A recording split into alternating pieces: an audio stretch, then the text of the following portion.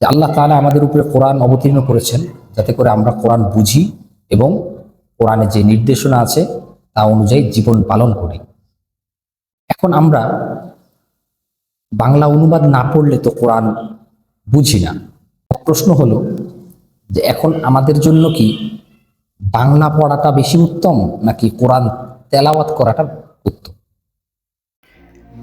Ask MMI, মনের গভীরের প্রশ্নগুলো খুলে বলুন আর উত্তর খুঁজে নিন কোরআন ও নবীর সিরাত থেকে মাওলানা মুঈনুল ইসলামের সাথে।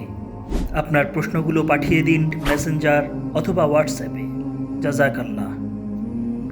বিসমিল্লাহির রহমানির রহিম, আলহামদুলিল্লাহি রাব্বিল আলামিন, ওয়াসসালাতু ওয়াসসালামু আলা সাইয়্যিদিনা মুহাম্মদ ওয়া আলা আলিহি ওয়া সাহবিহি আজমাইন, আম্মা বা'দ। আমাদের প্রশ্ন উত্তর পর্বের আজ অষ্টম পর্ব। আজকে আমরা গুরুত্বপূর্ণ প্রশ্ন পড়ার চেষ্টা করব ইনশাআল্লাহ। সর্বপ্রথম একজন মুরব্বী প্রশ্ন করেছেন যে আল্লাহ তাআলা আমাদের উপরে কোরআন অবতীর্ণ করেছেন যাতে করে আমরা কোরআন বুঝি এবং কোরআনে যে নির্দেশনা আছে তা অনুযায়ী জীবন পালন করি। এখন আমরা বাংলা অনুবাদ না পড়লে তো কোরআন বুঝি না, সুতরাং শুধু দেখে দেখে তেলাওয়াত করলে আল্লাহ কি বলছেন এটাও আমাদের জানা হয় না। তাই আমার প্রশ্ন হলো যে এখন আমাদের জন্য কি বাংলা পড়াটা বেশি উত্তম নাকি কোরআন তেলাওয়াত করাটা উত্তম? এক্ষেত্রে দুইটা পয়েন্টে আমি কথা বলবো। এক হলো কোরআন তিলাওয়াত, আরেক হলো কোরআন বুঝা।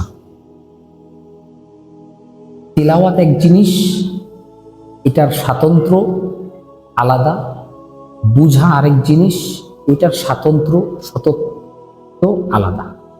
তিলাওয়াতের ব্যাপারে শরীয়তের হুকুম হলো কোরআন তিলাওয়াত যে করবে আল্লাহ তার আমল নামায় সওয়াব দিবেন। এখন তিলাওয়াত থেকে সওয়াব নেওয়ার জন্য কোরআন বুঝার শর্ত শরীয়তে করা হয়নি। হাদিসে স্পষ্ট আছে যে এক হরফে 10 নেকি। আল্লাহ রসুল ওই হাদিসে ব্যাখ্যা করে দিয়েছেন যে দেখো, আলিফ লাম মিম পুরাটা মিলিয়ে এক হরফ এমন নয়, আলিফ একটা হরফ, লাম আরেকটা হরফ, মিম আরেকটা হরফ। সুতরাং কেউ আলিফ লাম মিম বলল তাহলে অন্য সময় সে 30 নেকি পাবে, আর রমজানে 1/70 ওই হিসাবে তার 700 নেকি পর্যন্ত হয়ে যাবে। এখানে একটা পয়েন্ট হলো যে দেখেন আল্লাহ রসুল আলিফ লাম মিম দিয়ে উদাহরণ দিয়েছে, অথচ আলিফ লাম মিম এর অর্থ দুনিয়ার কেউই জানে না।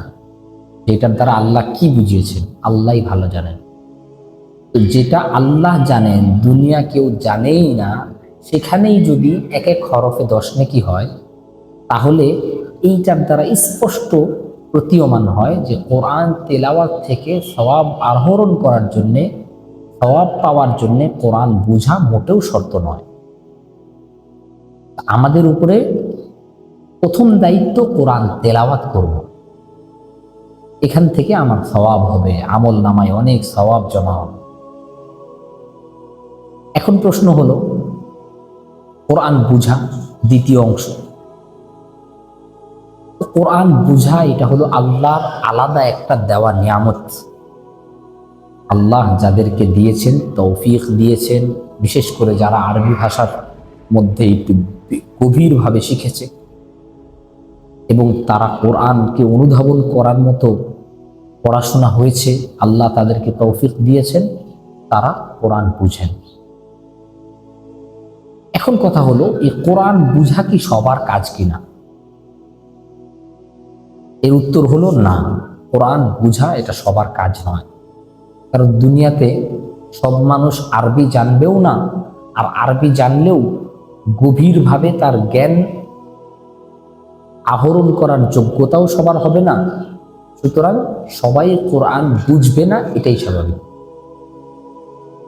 সুতরাং কোরআন বুঝার জন্য নির্দিষ্ট কিছু ব্যক্তি, কিছু উলামায়ে কেরাম, কিছু বড় আমাদের বুজুর্গ, তারা কোরআনকে বুঝবেন এবং কোরআন থেকে রিসার্চ করে আমাদের জন্য কোরআন আল্লাহ কি বলেছেন, আল্লাহর হুকুম আমাদের সামনে সহজভাবে তুলে ধরবেন। আমরা যারা সর্বসাধারণ বুঝি না, তাদের কাজ হবে ওই যে আমাদের পূর্ববর্তী ওলামায়ে কেরাম, পূর্বসূরিগণ যেই বিধানগুলো কোরআন থেকে বের করে নিয়েছে, আমরা ওই বিধানগুলো জানা মানেই কোরআন জানা হয়ে যাবে। আলাদা করে কোরআন থেকে আমাকে বুঝতে হবে এই হুকুম সবার জন্য নয়। কারণ এর বড় একটা উদ্দেশ্য হলো কোরআনের আরবি, কোরআনের বাক্যশৈলী, কোরআনের মর্ম, এটা যে কি পরিমাণ গভীর। আরবিতে বলে জামিয়া, এটা শুধুমাত্র আরবি পড়ার দ্বারা বোঝা আসবে না। আর যারা আমরা আরবি জানি না, বাংলা অনুবাদ করি, যিনি প্রশ্ন করেছেন উনি মূলত বাংলা অনুবাদকে নিয়ে প্রশ্ন করেছেন। তো এটা তো কল্পনাই করা সম্ভব নয় যে শুধু বাংলা অনুবাদ পড়ে আরবির কোরআনের মূল মর্মটা আমি অনুধাবন করতে পারবো। এটা তো একেবারেই সম্ভব নয়। তবে হ্যাঁ, কোরআন অনুবাদ করলে আমার একদম না জানার তুলনায় কিছু জানা হবে, যে কোরআনের ঘটনা আছে, কোরআনের উপদেশ আছে, কিছু জানা হবে। কিন্তু গভীর মর্ম এটা আমার জানা সম্ভব নয়। যেই মর্ম না জানলে কোরআন থেকে বিধিবিধান নিজে বের করে আমল করা সম্ভব নয়। এই জন্যে দর্শকদের অনেকের মনে এই প্রশ্ন আসে। এই প্রশ্নের উত্তরে আমি বলবো যে যারা সর্বসাধারণ, তাদের প্রথম কাজ হবে আমার আমল নামায় সওয়াব কিভাবে বাড়বে, এটার জন্যে তিলাওয়াতের বিকল্প নেই। আর কোরআন কিভাবে বুঝবো, বোঝার জন্য আমাদের পূর্ববর্তীরা কোরআন থেকে রিসার্চ করে কিতাব লিখে গিয়েছেন, ওটাই বুঝবো। তাইলে এখন প্রশ্ন, তাহলে কি অনুবাদ পড়বো না? অবশ্যই পড়বো অনুবাদ নির্ভরযোগ্য অনুবাদ অবশ্যই পড়বো। অনুবাদ পড়ার দ্বারা তাহলে কি হবে? অনুবাদ পড়ার দ্বারা আমি একদম না জানার থেকে কিছুটা জানবো। এটাও অনেক বড় জিনিস, এটাও কমতি নয়, এটাও অনেক বড় জিনিস।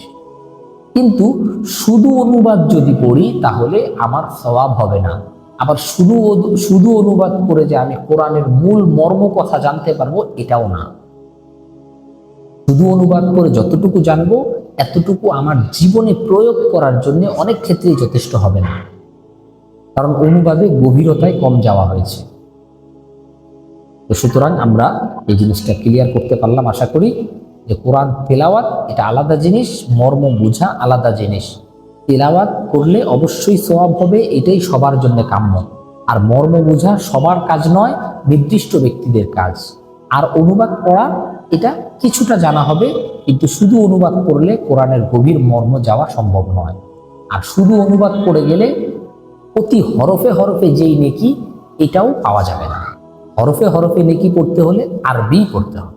এই উত্তরের সাথে সাথে আমি একটা ছোট্ট অতিরিক্ত কথা অ্যাড করতে চাই। সেটা হলো, আমরা ইংরেজি বোঝার জন্য যতটা না মেহনত করি, আমাদের সন্তানদেরকে, ছেলে মেয়েদেরকে ইংরেজিতে পারদর্শী করার জন্য আমাদের মন মানসিকতা, আমাদের চিন্তা চেতনা যতটা না কাজ করে, একজন মুসলমান হিসাবে আমাদের এর থেকে বেশি আরবি শিখার প্রতি গুরুত্ব দেওয়া উচিত। আমাদের ছেলে মেয়েরা কতটুকু আরবি পারল, ছোটবেলা থেকে এইটার প্রতি জোর দেওয়া উচিত।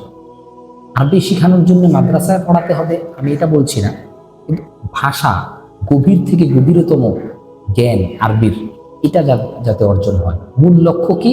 যে আমাদের মূল বিধান তো কোরআন।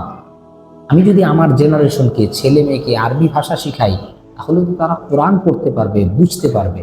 আমরা ইংরেজি শিখাই কেন? আইনস্টাইনের ভাষা বোঝার জন্য, স্টিফেন হকিংসের ভাষা বোঝার জন্য, তাদের থিওরি বোঝার জন্য।